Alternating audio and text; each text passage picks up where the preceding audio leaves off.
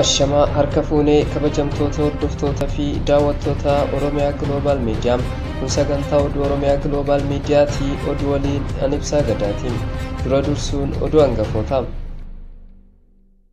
Itoophiyaan damee barnoota irratti teekinooloojii blockchain fayyadamuuf waliigaluun isii ibsameera.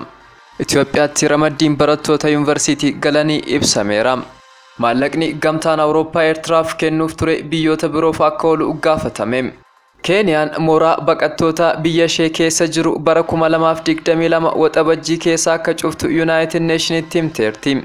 Qophii ayyaana amantii irratti lammiileen Israa'el hedduun walirratti kukkufuun lubbuun namootaa darbuun.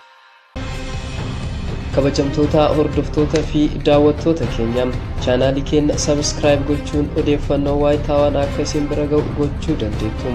Amma oduu bal'inaan.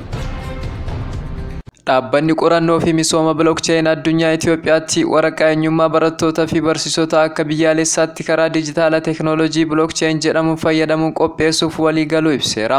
Teekinooloojiin kun barattoonni karaa dijitaala ta'een fageenya irra taa'anii qabxii isaanii sadarkaa barnoota irra jiran akka hordofan kan taasisu yoo ta'u, akka biyyaalessaatti carraa barnootaa fi hojii bal'aa uumuuf gargaara.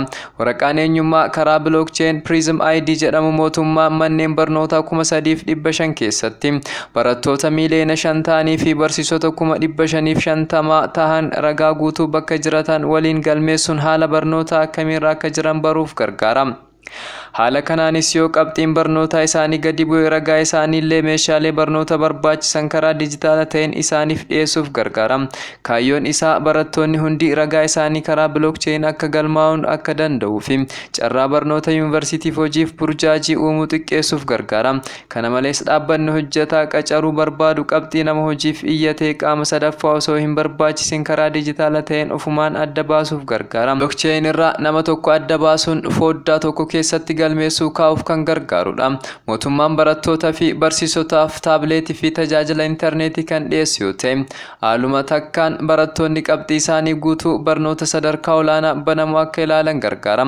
Uummata Itoophiyaa 80% baadiyyaa jiraatuufis carraa hojii akka uumu ta'a. Waraqaan eenyummaa kun odeeffannoo giddugala sirna barnoota Learning Management System jedhamu waliin walitti hidhama. Blockchain odeeffannoo nama tokkoo qaama sadaffaa malee adda baasuu danda'a. Kunis odeeffannoo nama dhuunfaa kan eeguu fi uummata baadiyyaa jiraatu bakkuma tokkotti barnoota tajaajila maallaqaa fi carraa hojii akka argatan gargaara. Waraqaan eenyummaa Digital Transformation yookaan haaromsa dijitaala Itoophiyaa Digital Transformation System Digital Itoophiyaa 2025 keessatti adda dureedha. Mootummaan sadarkaa waraqaan eenyummaa kun itti qophaa'u kan kaa'e yoo ta'u, ID'n dijitaala kunis bifuma sanaan kan qophaa'u ta'a. Teekinooloojiin kun biyyattii gara biyyoota galii giddu galeessa qabanitti akka makamtuuf kan gargaarudha.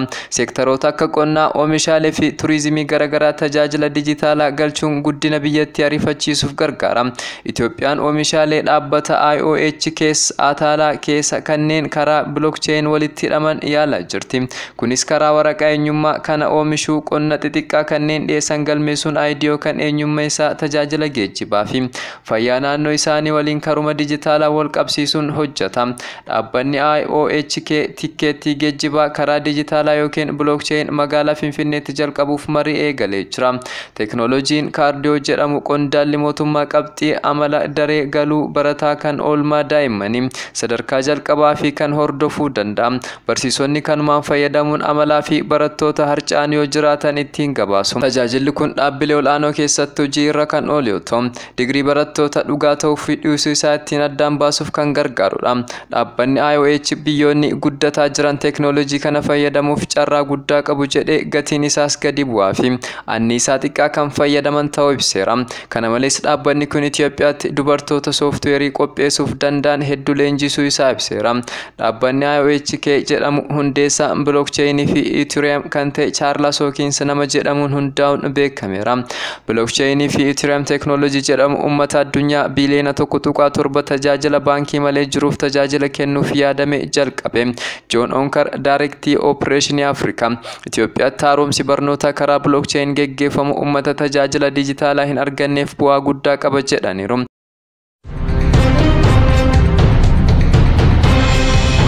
Itoophiyaatti ramaddiin barattoota yuunivarsiitii galanii ibsameera. Ministeerri saayinsii fi dhaabbilee barnoota olaanoo ramaddii barattoota bara 2013 qormaata kutaa 12ffaa qoramuun qabxiitti yuunivarsiitiif seenan argatan ifa godheera. Yuunivarsiitiiwwan hanga eebla 30 bara 2013tti guyyaa barattoota itti simatan waan ibsuu jiruuf barattoonnis qophii barbaachisaa akka taasisan odeeffannoon ministeera saayinsii fi dhaabbilee barnoota olaanoo mul'iseera. Maallaqni gamtaan Awurooppaa Eertiraaf kennuuf ture yuuroon miiliyoona 120 ta'u biyyoota biroof akka dabarfamee kennamuuf yaadni dhiyaate. Gamtichi hojiiwwan garaagaraa Eertiraa waliin hojjechuuf waliin karoorfatan raawwatamuu dhabuurraa kan ka'e maallaqni dhimma kanaaf ramadame gara dhimmoota birootti akka dabarfamu yaadni dhiyaachuu gamtichi damee hariiroo idil addunyaan ibsee jira. Haala kanaan maallaqni yuuroon miiliyoona 120 ta'u kan Eertiraaf ramadamee ture gara biyyoota birootti darbuu yaadni jedhu dhiyaate jedheera. Jarmiyaan kun gamtaan Awurooppaan kuleelisa bara 2018 irraa eegalee haala siyaasaa Eertiraa fooyyessuu guddina diinagdee biyyattii cimsuu fi fooyya'insa qabiinsa mirga namummaa biyyattii mirkaneessuuf jecha Eertiraa waliin hojjechuuf karoorfatee ture. Kana malees nagaan Itoophiyaa fi Eertiraa gidduutti bu'ee akka fixaan ba'u biyyoonni lameen waraana qofaan osoo hin taane diinagdeenis akka walitti hidhaman akkasumas biyyoonni kunneen fuula isaanii gara hojii misoomaa deebisuun hiyyummaa keessaa akka ba'aniif akka hojjetu gamtaan Awurooppaa karoorfatee ture. Gamtaan Awurooppaa Eertiraa keessatti dameewwan garaagaraa 9 irratti hojjechuuf karoorfate wixinee dhiyaate irratti hundaa'uun miseensonni gamtichaa maallaqa yuuroo miiliyoona 121 ta'u Eertiraaf akka ramadamu raggaasisee ture. Haa ta'u malee eebla 26 bara 2021 walgahii gaggeeffame irratti gamtaan Awurooppaatti dameen dhimmoota fandii Afrikaa maallaqni Eertiraaf ramadame kun gara biyyoota biroo akka dabarfamu yaada dhiyeesse. Miseensonni gamtichaa hundinuu yaada kanarratti yoo walii galan maallaqni kun gara biyya biraatti naanneffame jechuudha. Maallaqni Eertiraaf ramadame gara biyya biraatti kan naanneeffamuuf yaadni kan dhiyaate osoo lolli naannoo Tigraay keessatti hin eegaliin dura ta'us loltoonni Eertiraa lolicha keessatti hirmaachuun isaanii gara murtii darbuu irratti dhiibbaa guddaa qabaata. Gamtaan Awurooppaatti dameen hariiroo biyyoota addunyaa akka ibsetti maallaqni Eertiraaf kennamuuf ture keessaa yuuroon miiliyoona 18 kan ta'u lammiilee Tigraay keessaa baqatanii Suudaan keessa jiraniif akka kennamu yaadni dhiyaateera. Dabalataan yuuroon miiliyoona 65 kan ta'u ammoo ce'umsa dimokiraasii Suudaan deeggaruuf akka oolu. Rakkoo beela hamaa Suudaan kibbaa mudate furuuf yuuroon miiliyoona 20 akkasumas namoota baha Afrikaa keessaa buqqaanii fi godaanan deeggaruuf yuuroon miiliyoona 20 ta'u akka ramadamu gabaafameera. Mootummaan Keeniyaa waa'ee mooraa baqattoota biyyattii keessa jiru ilaalchisee amma murteerra ga'uusaa ejensiin dhimma baqattootaa dhaabbata biyyoota gamtoomanitti ibseera. Mootummaan ejjannoonsaa akka Yuunaayitid Neeshin ibsetti mooraawwan baqattootaa gurguddoo biyyattii keessa jiran Dadabii fi Kakummaan waxabajjii 30 bara 2022 guutumatti akka cufuudha. Ministeerri dhimma biyya keessaa Friend Maltaangiin erga kaleessa Komishinara ejensii dhimma baqattootaa Yuunaayitid Neeshin Filippo Giraandii dubbisanii booda ejjannoo mootummaa isaanii kana ibsaniiru.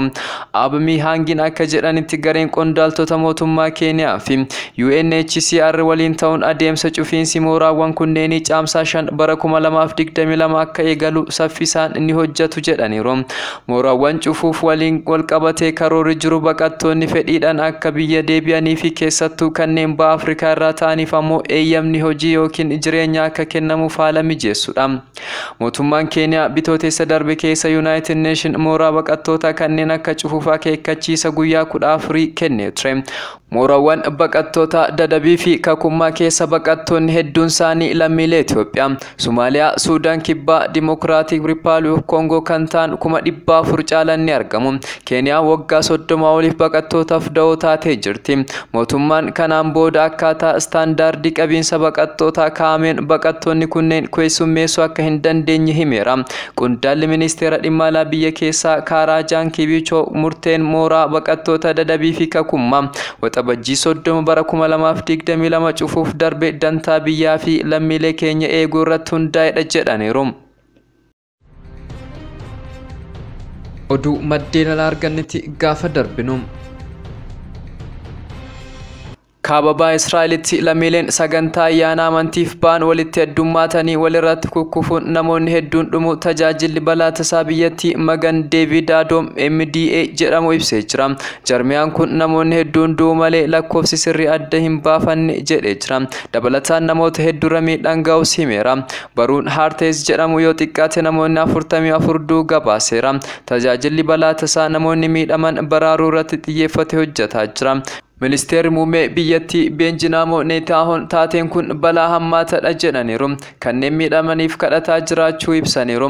Feestivaalii amantii Kumbii Umar jedhamuun beekamuu fi gaara Meeroon irratti geggeeffamu kun erga weerarri kooroonaa vaayirasii biyyattii seenee sagantaa isa guddicha biyyattii keessatti geggeeffamedha jedhameera.